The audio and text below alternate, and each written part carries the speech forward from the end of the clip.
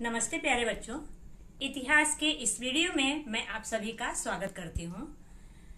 पिछले पार्ट में हम लोग ये जानकारी प्राप्त किए कि भारत के इतिहास को कितने भागों में बांटा गया है और इतिहास के कौन कौन से स्रोत हैं जिसके माध्यम से हमें इतिहास की विस्तृत एवं विश्वसनीय जानकारी प्राप्त होती है।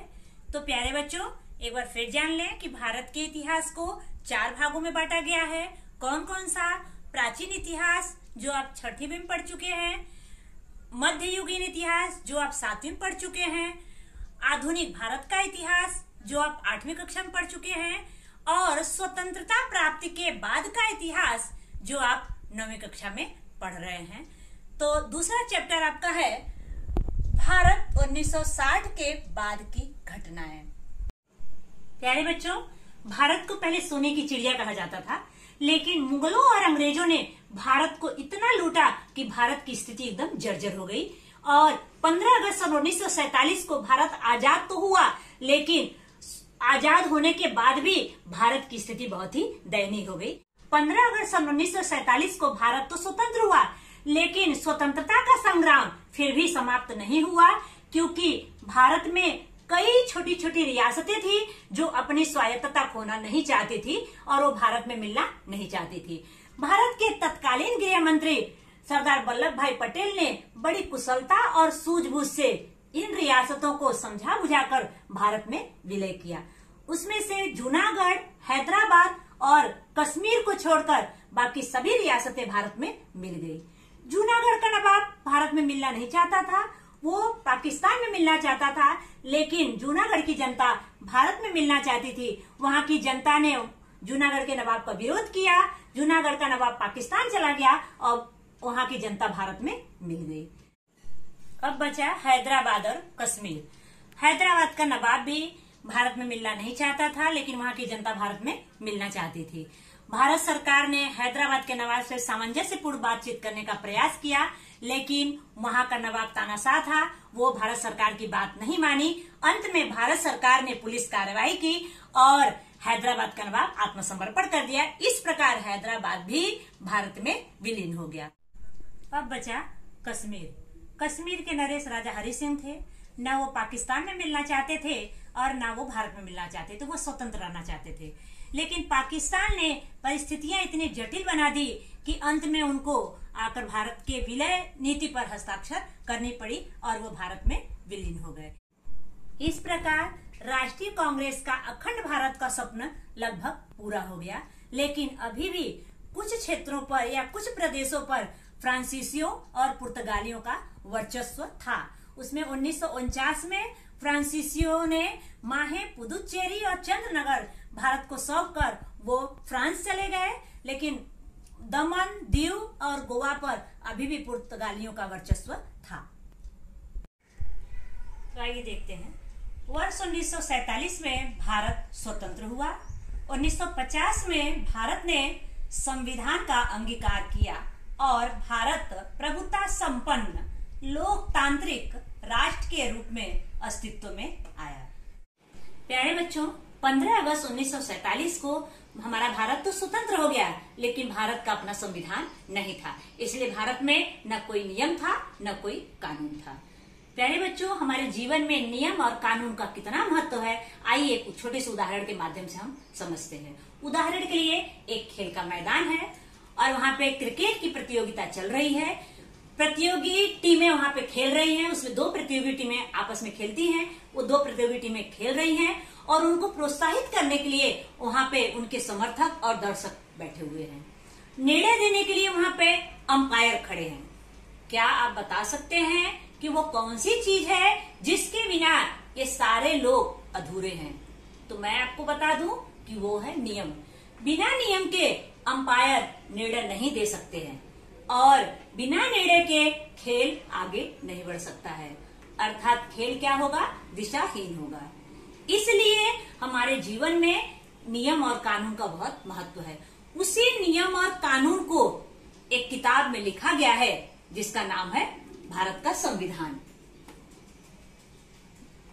प्यारे बच्चों, भारत के संविधान की एक छोटी सी जानकारी दे दूं मैं कि भारत का संविधान कैसे बना। तो भारत के संविधान में 9 दिसंबर 1946 में संविधान सभा की स्थापना की गई और उसके अध्यक्ष थे डॉक्टर राजेंद्र प्रसाद, जो भारत के पहले राष्ट्रपति थे। प्यारे बच्चों, उसकी स्थापना की गई और उसमें 389 सदस्य थे चुने गए बनाने के लिए। 22 समितियों का उसमें गठन किया गया। समितियों के अध्यक्ष थे डॉक्टर बाबा साहब आम्बेडकर। 1947 में जब भारत और पाकिस्तान का बंटवारा हुआ तो 90 लोग पाकिस्तान चले गए और 299 लोग बचे सदस्य के रूप में। उसमें से 229 प्रांतों के और 70 विभिन्न संस्थानों के प्रतिनिधि थे। प्यारे बच्चों, ये संविधान का प्रारूप बनकर तैयार हुआ 1948 को और 8 महीने का समय दिया गया लोगों को अपना मत और सुझाव देने के लिए कि हाँ, उसमें क्या सही है, क्या सुधारना है। यह 26 नवंबर 1949 को इसको स्वीकृति प्रदान कर दी गई संविधान को। अब ये सोचा गया कि इसको कौन से दिन लागू किया जाए, तो वो दिन रखा गया 26 जनवरी। तो 26 जनवरी 1950 को भारत का संविधान लागू कर दिया गया, कार्यान्वित किया गया। इस प्रकार भारत का संविधान 2 साल 11 माह 18 दिन में बनकर तैयार हुआ। प्यारे बच्चों, इस प्रकार 1950 में भारत ने संविधान का अंगीकार किया और भारत प्रभुता संपन्न मतलब भारत आंतरिक रूप से भी और बाह्य रूप से भी स्वतंत्र हो गया और भारत से राजशाही तानाशाही समाप्त हो गई और भारत एक लोकतांत्रिक राष्ट्र के रूप में अस्तित्व में आया। स्वतंत्रता प्राप्ति के बाद का प्रारंभिक काल। विभिन्न भाषाओं, धर्मों और जातियों वाले भारत के पास स्वतंत्रोत्तर काल में अनेक चुनौतियां थी। आर्थिक, सामाजिक और राजनीतिक समस्याओं को हल करना था, कमजोर वर्गों के विकास के लिए कार्यक्रमों का नियोजन करना था, दरिद्रता दूर करने और आर्थिक विकास करने के उद्देश्य से योजना आयोग का गठन करना था, औद्योगिकीकरण को प्राथमिकता देना था, चुनावों को सफलतापूर्वक संपन्न कराना था। लोकतांत्रिक परंपराओं पर विश्वास होने के कारण भारत में राजनीतिक अस्थायित्व का निर्माण हुआ। प्यारे बच्चों, हमारे लिए एक छोटा सा परिवार चलाना बहुत मुश्किल होता है। उसमें हम होते हैं, हमारे बच्चे होते हैं, दादा दादी होते हैं। सबके विचारों को लेके चलना बहुत मुश्किल होता है।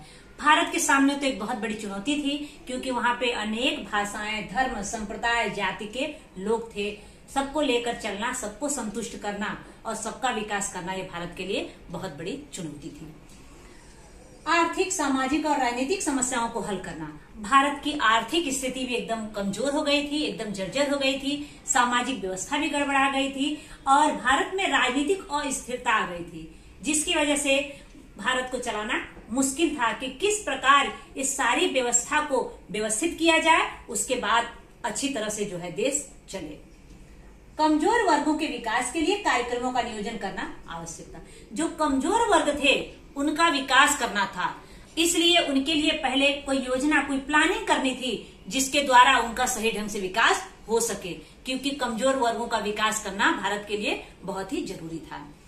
अगला है दरिद्रता दूर करने और आर्थिक विकास करने के उद्देश्य से योजना आयोग का गठन किया गया। गरीबी को दूर करने और कमजोर वर्गों को बढ़ावा देने के लिए सबसे पहले 1950 में योजना आयोग का गठन किया गया, प्लानिंग की गई। उस प्लानिंग के अनुसार किस तरह से कमजोर वर्गों को आरक्षण दिया जाए, किस तरह से उनको आगे बढ़ाया जाए, उनको प्रोत्साहित किया जाए ताकि वो आगे आए और हर चीज में अपना सहभाग दें। अगला, औद्योगिकरण को प्राथमिकता देना। जब योजना आयोग का गठन किया गया तो उसमें सबसे पहले औद्योगिकरण को प्राथमिकता दिया गया, क्योंकि जब कंपनियां रहेंगी, लोगों को काम मिलेगा, लोगों की रोजी रोटी चलेगी, लोगों का पेट भरेगा, तब जाके लोग आगे कुछ सोचने समझने के लिए सक्षम होंगे। चुनाव को सफलतापूर्वक संपन्न कराना। चुनाव को सफलतापूर्वक संपन्न कराना भी मुश्किल था, क्योंकि पहले राजशाही और तानाशाही था, अब लोकतंत्र आया, लेकिन बड़े निष्पक्ष भाव से हर जगह चुनाव सफलतापूर्वक संपन्न हुआ। अगला है लोकतांत्रिक परंपराओं पर विश्वास होने के कारण भारत में राजनीतिक अस्थायित्व का निर्माण हुआ। लोगों को लोकतांत्रिक परंपराओं पर विश्वास हुआ, लोगों को लगा कि लोकतंत्र बहुत अच्छा है, सबके विचारों से यह देश चलेगा, इसलिए देश में अस्थायित्व आया। इस प्रकार 1950 के दशक में काम जो है व्यवस्थित ढंग से शुरू हो गया। 1960 का दशक। प्यारे बच्चों, 1960 के दशक में बहुत सारी ऐसी घटनाएं हुई जो भारत की स्थिति को प्रभावित की। इसमें पहला, पुर्तगालियों के आधिपत्य के गोवा, दमन और दीव का भारत में विलय हुआ 1961 में। भारत और चीन के बीच मैकमोहन सीमा रेखा के क्षेत्र में युद्ध हुआ 1962 में। भारतीय विदेश नीति के शिल्पकार पंडित जवाहरलाल नेहरू हैं। 1964 में भारत के प्रथम प्रधानमंत्री पंडित जवाहरलाल नेहरू का निधन हो गया। 1964 में ही लाल बहादुर शास्त्री भारत के दूसरे प्रधानमंत्री बने। 1965 में भारत पाकिस्तान का युद्ध हुआ।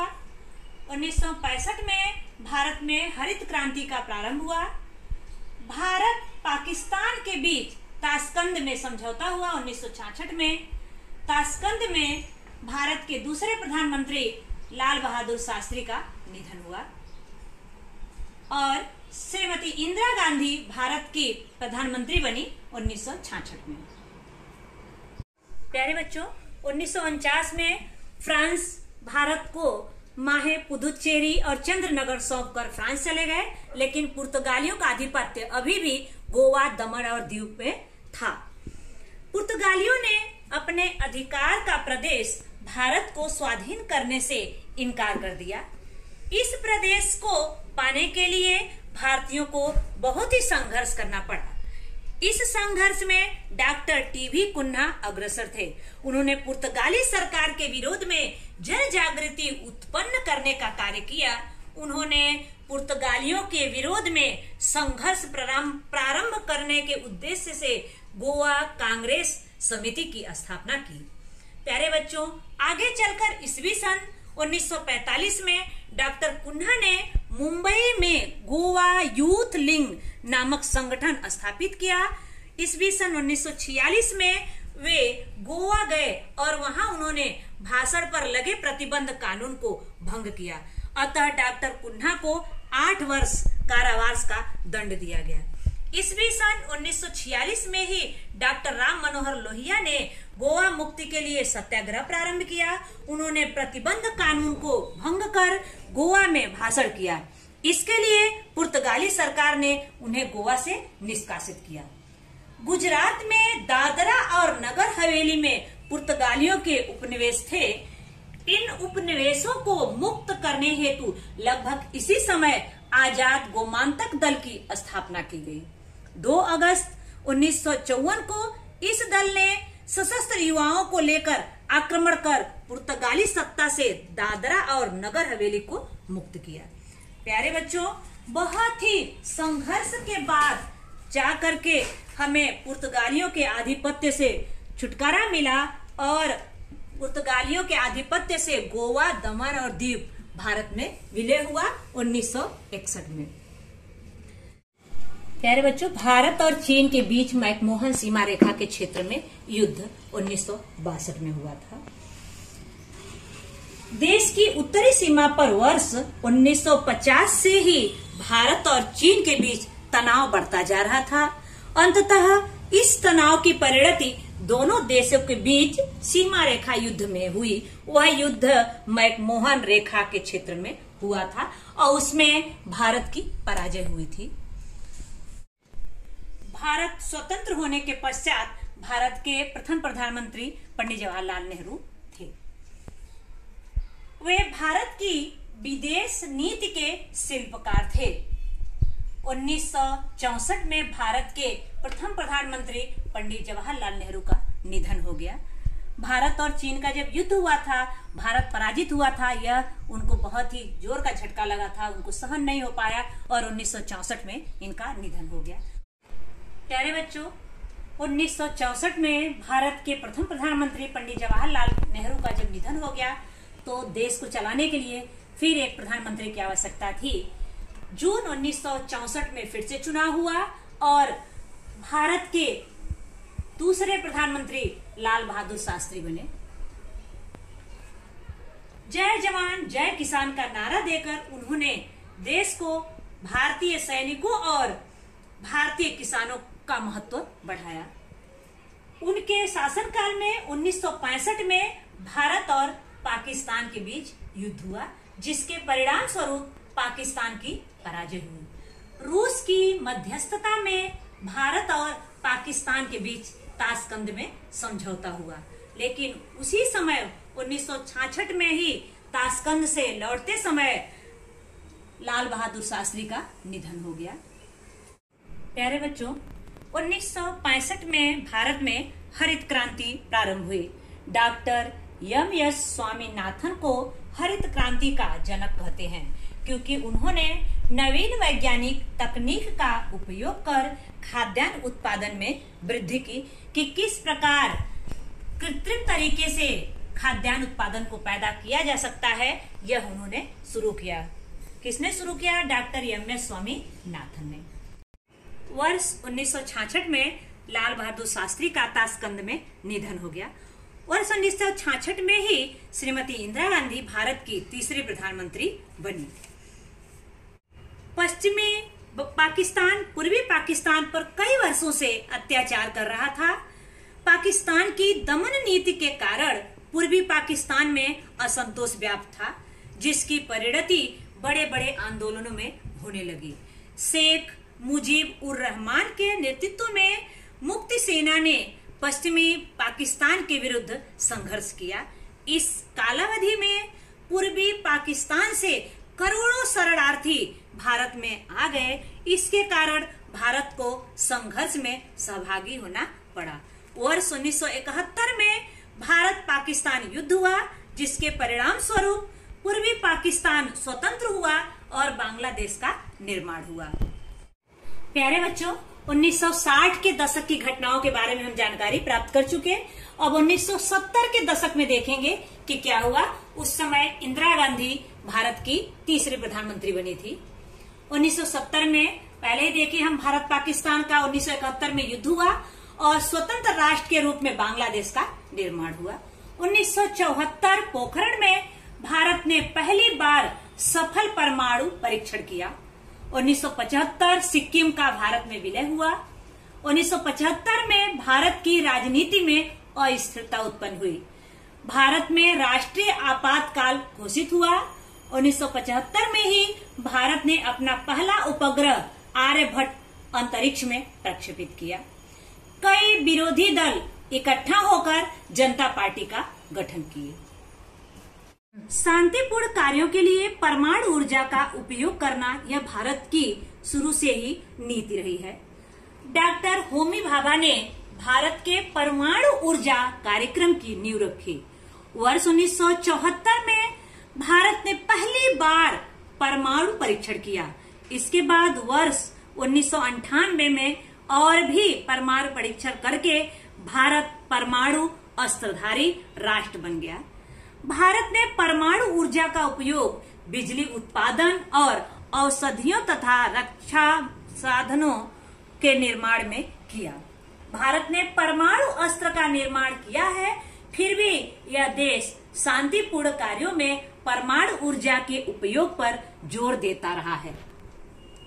प्यारे बच्चों, वर्ष 1975 में सिक्किम की जनता ने भारतीय संघ राज्य में विलीन होने के पक्ष में मतदान किया और उसके अनुसार भारतीय संघ राज्य में सिक्किम को राज्य का दर्जा प्राप्त हुआ।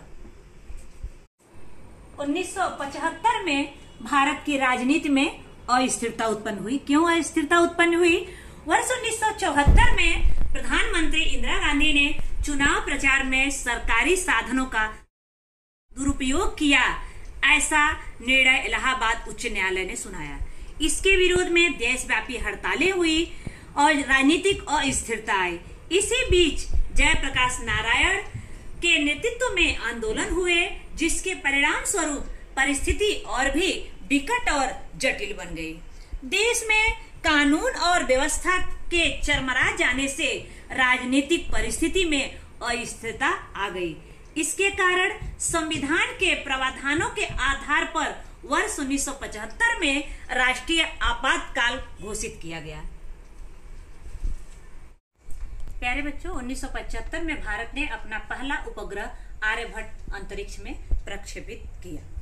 भारत ने एक सफल अंतरिक्ष योजना बनाकर इसके अंतर्गत अनेक उपग्रह अंतरिक्ष में छोड़े हैं और दूर संचार क्षेत्र में भी प्रगति की है। प्यारे बच्चों, कई विरोधी दल इकट्ठा होकर जनता पार्टी का गठन किए। आप सोचेंगे कई विरोधी दल मतलब जो विपक्ष में थे, किसके विपक्ष में? कांग्रेस पार्टी के विपक्ष में। जैसे इस समय भाजपा के विपक्ष में आप देखेंगे मुंबई में शिवसेना, एनसीपी और कांग्रेस मिलकर के सरकार बनाई है, वैसे ही कई विरोधी दल इकट्ठा होकर जनता पार्टी का गठन किए थे। आपातकाल में भारतीय नागरिकों के मौलिक अधिकार स्थगित किए गए। आपातकाल के कारण भारतीय प्रशासन व्यवस्था में अनुशासन आ गया, परंतु इस कारण मानवीय अधिकार भी सिकुड़ गए। राष्ट्रीय आपातकाल की यह कालावधि वर्ष 1975 से 1977 तक रही। इसके पश्चात आम चुनाव संपन्न हुए। प्यारे बच्चों, 1975 से 1977 तक आपातकाल घोषित कर दिया गया था। आपातकाल की पार्श्वभूमि में कई विरोधी दलों ने मिलकर जनता पार्टी का गठन किया, जैसा कि हम देख चुके हैं। जनता पार्टी ने कांग्रेस को पराजित कर वर्ष 1977 में देश की सत्ता अपने हाथों में ले ली। मोरारजी देसाई के नेतृत्व में जनता पार्टी की सरकार का गठन हुआ। मोरारजी देसाई भारत के प्रधानमंत्री बने।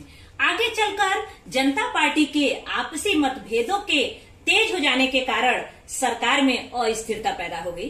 परिणाम स्वरूप मोरारजी देसाई को प्रधानमंत्री के पद से इस्तीफा देना पड़ा। इस प्रकार उनकी सरकार अल्पकाल तक अर्थात लगभग 28 महीने की ही रही। इसके बाद चौधरी चरण सिंह भारत के प्रधानमंत्री बने। उनकी सरकार भी अल्पकाल की ही रही। वर्ष 1980 में पुनः चुनाव हुए और श्रीमती इंदिरा गांधी के नेतृत्व में कांग्रेस पार्टी पुनः सत्ता में आई। प्यारे बच्चों, एक बार फिर जान लेते हैं 1950 के दशक में क्या हुआ था। तो 1950 के दशक में योजना आयोग का गठन किया गया था। 1960 के दशक में क्या हुआ था? तो 1961 में पुर्तगालियों के वर्चस्व से गोवा, दीव दमन को आजाद किया गया था। उसके बाद 1962 में भारत और चीन का युद्ध हुआ था, जिसमें भारत पराजित हुआ था। और 1964 में भारत के प्रथम प्रधानमंत्री पंडित जवाहरलाल नेहरू की मृत्यु हो गई थी और ही लाल बहादुर शास्त्री दूसरे प्रधानमंत्री के रूप में आए। जून 1964 से 1966 तक वो प्रधानमंत्री रहे।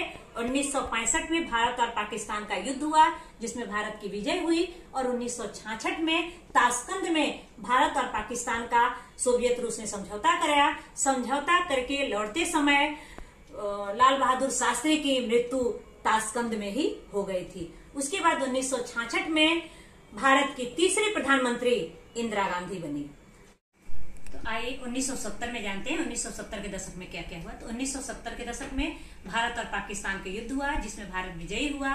1974 में पोखरण में परमाणु परीक्षण किया गया। फिर उसके बाद सिक्किम का भारत में विलय हुआ। फिर राजनीतिक स्थिरता आई और 1975 से 1977 तक आपातकाल की घोषणा की गई। फिर 1977 में चुनाव हुआ, जिसमें कई विरोधी पार्टियां मिलकर इकट्ठा हुई, जनता दल का गठन किया। और उसमें वो इतने मतभेदों के कारण वो बहुत दिनों तक नहीं चली। और 1977 में तो विरोधी पार्टियां जीत गई, कांग्रेस पार्टी पूरी तरह पराजित हुई। लेकिन 1980 में फिर चुनाव हुआ और 1980 में इंदिरा गांधी भारत की फिर से प्रधानमंत्री बनी, अर्थात कांग्रेस पार्टी की विजय हुई। प्यारे बच्चों, अब 1980 और 1990 के दशक हम अगले वीडियो में पढ़ेंगे। धन्यवाद।